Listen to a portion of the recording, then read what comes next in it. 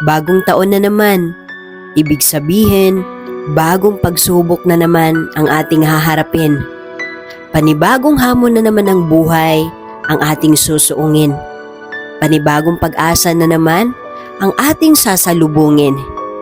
Kaya alam mo, napakaswerte natin dahil binigyan tayo ng panibagong buhay na may dalang pag-asa. Wag na wag nating sayangin ang pagkakataong binigay sa atin dahil hindi lahat ng ganito kaswerte sa'yo. May ibang bigla na lang nawala sa mundo nang hindi umabot sa puntong to. Kaya maging grateful ka kung anong meron ka ngayon at mas palalaguin mo pa yan para hindi masayang ang pagkakataong binigay sa'yo para mabuhay sa mundong to.